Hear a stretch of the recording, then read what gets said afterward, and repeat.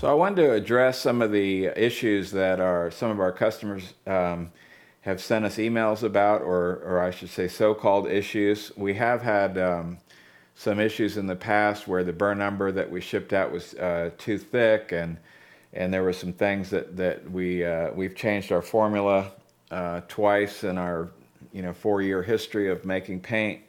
But I wanted to talk about the current paint and just a few things that we get a lot of emails about. And so number one, I wanted to tell you that all of our paint, we're basically making traditional oil paint. The additive that we put in is very minimal, and it's put into the paint to give the paint an added strength over the long term so that it makes a strong paint film.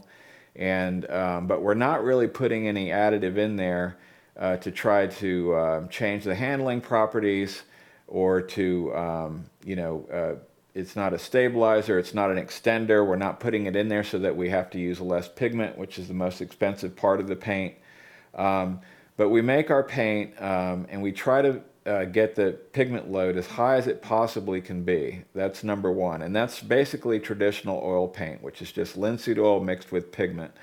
But all the major manufacturers, and I think this is without exception as far as I know, put in an additive into all their colors, and that additive not only extends the paint, which allows them to put a little bit more oil and less expensive pigment, but it also changes the handling properties and makes the pigments more consistent so that yellow behaves exactly like titanium white, and burn number behaves like French ultramarine, and they all basically handle the same, although there is a little bit of variation.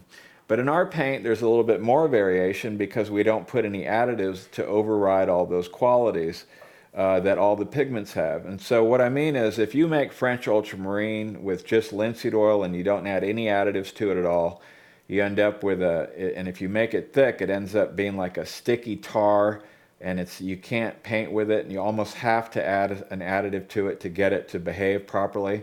And once you put in enough oil, it gets very stringy. And it's not just the blue that's like that. The white also, titanium white, also can be very stringy. But that stringiness is, you could think about it like honey versus butter. And so honey is very stringy, so that if you can imagine, if you were trying to paint with honey, every time you dip your brush and pick it up, now you've got a big string of honey that's stretched out, and it's all across your palette, and it would really be too difficult to work with. On the other hand, if your paint was like butter, which is sort of on the opposite spectrum, then you have paint that forms little peaks, and when you drag your brush through it, you can see the brush, grooves of the brush as it pulls through the paint. And so that wouldn't be good, because then you get little spots of glare, and you're constantly dealing with these little peaks that are forming every time you pull your brush away from the canvas. As you can imagine, trying to paint with butter, how much trouble that would be. But what you want is, you want something in the middle, maybe leaning more toward the stringy. And I don't mean that it's not that we want the stringiness, but what we want is that leveling quality. We want to be able to push our brush through the paint, and then that surface needs to level out to a certain extent so that you don't get those sharp edges that create all the glare. What we do is, when we make our paint, we try to keep the pigment load as high as it can possibly be, so we don't put a lot of additive into it, and the additive that we do use is really there just to give the paint strength over the long term, which is really important. But the handling properties of our paint, for instance, the titanium looks a little different than the blue and the red, and they all behave differently. And just as an example, our pyrorubine, our red color, 100 milliliters of that mixed with the maximum amount of pigment that we can put in it, 100 milliliters of that weighs far less than the titanium white. The titanium white is basically metal powder, titanium metal, powder, very fine. And it's when you make 100 milliliters of titanium white, it's going to weigh far more than our lightest pigment, which is our red. That's the first thing, that email that we get, or we get a lot of emails, people saying that they think we've sent them a lot less red than the white, but actually it's the same amount. It's 100 milliliters, which is a volume, not a weight.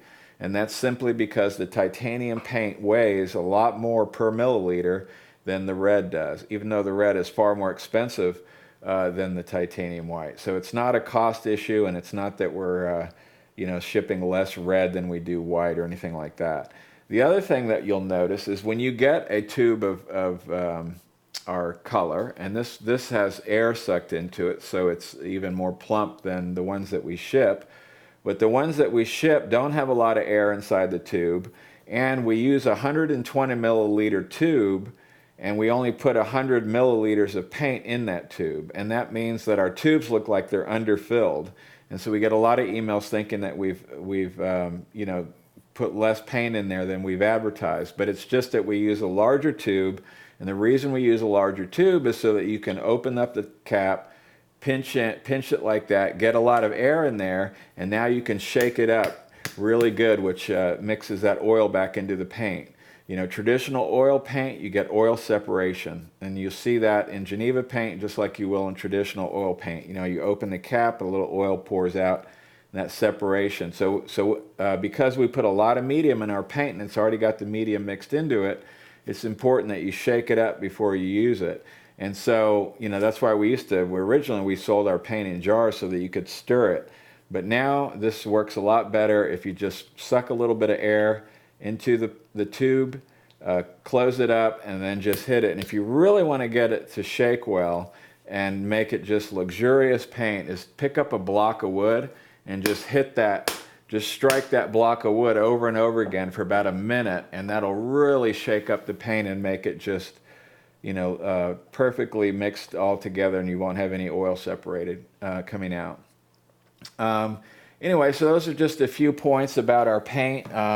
Some people have asked that we make our titanium white thinner because it's thick, but if you'll notice, when you squirt it out of the tube, it might be it might look like it's kind of stringy, but it all kind of settles in. It's just the nature of that titanium pigment. And I absolutely love the high pigment load in our paint. It's something that I think is of utmost importance. So we put as much pigment as we can possibly put into it, but still have the flow that I also like in our paint, that levels out and that feels so good under the brush because it already has the paint mixed in, the medium mixed into it. And then one other thing I wanted to say about our paint that's a little confusing, or I won't say confusing, but it's sort of so our burnt umber paint sets up in the tube. It doesn't dry. It doesn't become any more dry. It's just as it has nothing to do with the drying of the paint. But what it does is that when we make our burnt umber, as you can see, this pile here, this is fresh burnt umber, just made, and you can see how runny it is. And then this pile here is burnt umber that's been sitting in a tube for 3 or 4 months. And as you can see, it's a lot thicker. Now, if we were to take that thick burnt umber and put it back in our mixer and run the mixer on it, it would go back to being just as runny as it was when it was freshly made. So it's setting up in the tube. It's the nature of the pigment. None of our burnt umber comes out as thick as this here. Even after it's aged, we've changed our formula a little bit, and it's greatly reduced. But we did have a lot of burnt umber that was, getting thick in the tube, and people thought it was drying, but it's really just setting up. And if you work your brush into it, it'll thin down a lot more. Maybe not as much as when it was freshly made, but it makes a huge difference. But our burnt umber now, we've basically solved that problem. It still does thicken a little bit in the tube, but it's nothing like it did in the early days when we were making paint. And we've been making this new formula burnt umber.